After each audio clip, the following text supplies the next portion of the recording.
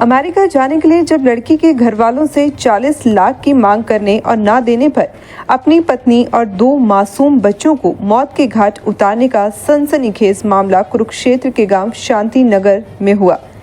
अपने 2 मासूम बच्चों को पत्नी को मौत के घाट उतारने के बाद आरोपी युवक ने भी खुद फंदा लगा आत्महत्या का प्रयास किया, लेकिन वह समय पर दरवाजा खोलने के चलते बच गया और इस समय करनाल के कल्पना चावला मेडिकल कॉलेज में उपचाराधीन है।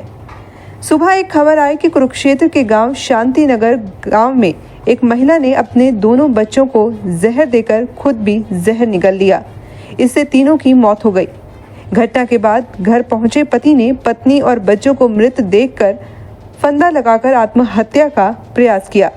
मृतक की शिनाख्त रीना 30 साल, रिया 3.5 साल और क्रियास 1.5 साल के रूप में हुई। सूचना पर पुलिस ने मौके से तीनों शव को कब्जे में लेकर कार्रवाई शुरू कर दी। घटना सुबह 9:30 बजे की बताई जा रही है। मृतक रीना के परिजनों ने आरोप लगाया कि रीना का पति राकेश अमेरिका जाने के लिए रीना के मां बाप से 40 लाख रुपए की मांग कर रहा था और न देने पर अक्सर झगड़ा होता था। परिजनों का आरोप है कि रीना और उसके 2 मासूम बच्चों को रीना के पति राकेश और घर के अन्य नामजद सदस्यों ने जहर देकर मारा है। पुलिस ने हत्या का मामला दर्ज कर जांच शुरू कर दी है। इसी बीच गांव के लोगों का कहना है कि उन्हें नहीं मालूम कि बच्चों की और रीना की मौत कैसे हुई, लेकिन जैसे वह घर पहुंचे तो तीनों की मौत हो चुकी थी। जानकारी के मुताबिक घटना से पहले राकेश और रीना का किसी बात को लेकर झगड़ा हुआ था। झगड़े के बाद राकेश घर से बाहर चला गया था। बाद में राकेश घर आया तो उसकी पत्नी व बच्चे की मौत हो चुकी थी। उनको मृत देखकर राकेश ने भी फंदा लगाकर आत्महत्या का प्रयास किया, मगर उसे अन्य परिजनों ने बचा लिया। राकेश को तुरंत LNJP अस्पताल लाया गया। यहाँ प्राथमिक उपचार के बाद उसे करनाल के कल्पना चावला मेडिकल कॉलेज एवं अस्पताल रेफर कर दिया गया। फिलहाल मृतकों का पोस्टमार्टम कुरुक्षेत्र में हो रहा है। बच्चों को भी उनको भी लेके यहाँ आ गए थे। मेरे सामने ऐसा हुआ है। पहले भी झगड़ा में घर तो पहले कोई झगड़ा नहीं सुना जी किसी भी प्रकार का। ये इनके परिवार से हैं, सगे हैं। मैं सुबह इनके पास ही बैठा। हाँ जी, क्या मामला इस मामले का इसके बारे में कुछ नहीं पता जी। बंद कमरे के अंदर मामला हुआ है। मियाँ बीबी बच्चे सोए आराम से शाम को खा पी के, कोई कभी लड़ाई झगड़े वाली बात नहीं। बस थोड़ा सा लड़का मेंटली थोड़ा सा वो चल रहा था, जो लड़का अपसेट हो रहा था। दवाई बुट्टी उसकी चल रही थी, सारा कुछ ठीक था, बाकी सारा परिवार और ठीक था। शादी कब हुई थी? शादी को उसको हो गई 5 साल के। हाँ जी, लगे था जी प्राइवेट कंपनी में। हाँ जी प्राइवेट।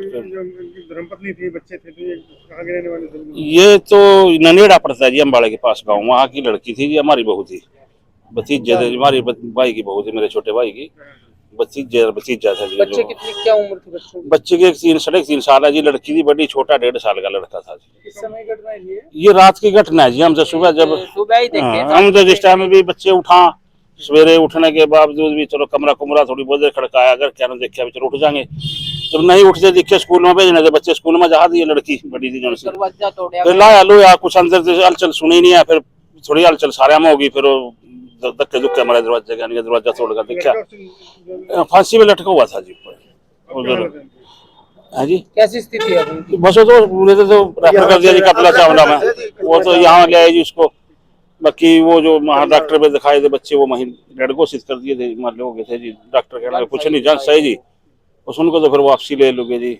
बाकी क्या नाम आपका सर? मेरा देवराज है। क्या लगते हैं आप? मेरे भाई लगता, चाचे का लड़का है जी। ये जो सा मतलब गुजरा लड़के की बहू वेद प्रकाश नाम है। हाँ जी, क्या नाम है आपका? संजीव कुमार है।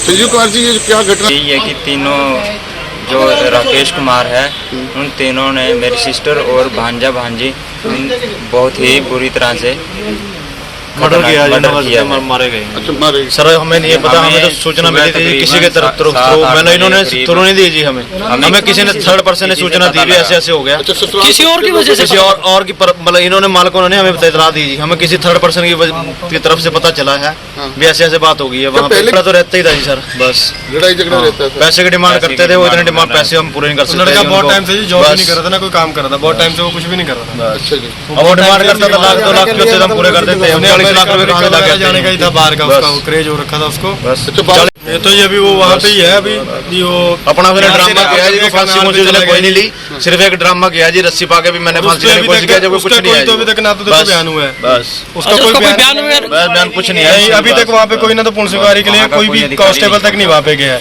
हम ये पूछना चाहते हैं कि देखो वहाँ पे कांस्टेबल देखे, उनकी इंक्वायरी तो होनी चाहिए थी ना, अभी तक कोई उसकी इंक्वायरी भी नहीं करके उससे कोई भी पूछा नहीं गया, जबकि ना तो किसी डॉक्टर से भी कोई बात नहीं करेगी कि उसकी रिपोर्ट अभी तक क्या है। और अभी सुबह 7 बजे से लेके 12 घंटे इस चीज को बीत चुके हैं, तो मतलब कोई इंक्वायरी नहीं है अभी तक उसकी कोई इंक्वायरी नहीं, उससे तक अभी तक कोई क्वेश्चन पुट नहीं करा ना उनकी फैमिली से। 3 मर्डर उसने कर दिए हैं, लेकिन उस पर अभी तक कोई अधिकारी वहां तक पूछने नहीं गया है। तो ढीला नजर आ रहा है हमें तो कोई ना तो फैमिली पे कोई यहाँ पे सूचना की, फैमिली को भी किसी थर्ड पर्सन से पता लग रहा है, फैमिली भी उसी हिसाब से फिर आ रही है, 8 बजे तक आई है बेचारी। उससे पहले क्या पुलिस ने इंक्वायरी करी है मैंने तो कुछ समझ नहीं आया। लड़की का फोन भी 2 बजे करीब बरामद कर रहे हैं लोग, वो भी हमारे कहने से, मतलब बाद में बरामद किया, बाद में बरामद किया है। वो भी बच्चे कोई लेके घूम रहा है, जब हमने कहा कि इसका बच्चे का फोन कहा है, दोनों फोन तीसरे घर में से मिले हमें, दोनों फोन कहाँ से मिले? तीसरे घर में से, किसी थर्ड पर्सन कहीं से जाके मिले हैं जी। वो तीसरे घर में से जाके फोन उठाया हमने, फोन कहाँ पे है, हमने फोन पूछे गए, जब हमने उनसे फोन कहा कि फोन बच्ची का हमारे फोन तो दिखेगा, हमें पता लगेगा कि लास्ट बात किससे हुई है, तो वो भी थर्ड पर्सन कोई दे के आ रहा है, वो भी हमारे बोलने से 2 बजे या 1:30 बजे करीब फोन वो दिया है, उसके फोन पे लोग लगा, और अभी तक उसका आज हमारे को सूचना प्राप्त हुई थी भाई राकेश सुरेश कुमार गांव शांति नगर ने घर में फांसी ले ली है और उसको इलाज के लिए कुछ दाखिल किया हुआ है। जो इस सूचना पर मैं टीम के साथ गांव में पहुंचा और वहां पर जाकर देखा जो राकेश की पत्नी और 2 बच्चे मृत अवस्था में पड़े हुए थे। तो मैंने अपने उच्च अधिकारी से बात की और मौके पर सीन ऑफ क्राइम टीम को बुलाया, तो टीम ने गहनता से निरीक्षण किया और हमने अपने क्षेत्र से हर किसी कार्रवाई करी और तीनों जो डेड बॉडी थी उनका पोस्टमार्टम करवा दिया है। और जो मृतका रीना है उसके भाई संजीव के बयान पर हमने 302 का पर्चा दर्ज कर दिया है, जिसमें उन्होंने उसके पति राकेश, जेठ जिठानी और सास पर आरोप लगाए हैं। ये आरोप लगाए हैं भाई ये है ना अमेरिका जाने के लिए पैसे की डिमांड करता था और हम गरीब आदमी हैं, पैसे नहीं दे सके, इस वजह से ये लड़ाई झगड़ा करते थे और इसी कारण से इन्होंने मिलकर इसकी हत्या कर दी है। 2 बच्चे और उसकी पत्नी की हत्या कर दी है। तो पोस्टमार्टम अभी करवाया है, तो पोस्टमार्टम के आधार पर अगली कार्रवाई की जाएगी। अभी हमने पर्चा दर्ज कर दिया 302 का और अभी कार्रवाई जारी है। सर पोस्टमार्टम में क्या निकल के आया, कुछ आइडिया होगा? अभी डॉक्टर साहब ने कहा अभी उसका पलंदा विसरा दिया है हमारे को, तो इसकी रिपोर्ट आएगी अभी FSR मधुबन से, तो वो उसके बाद ही पता चलेगा। बच्चों की उम्र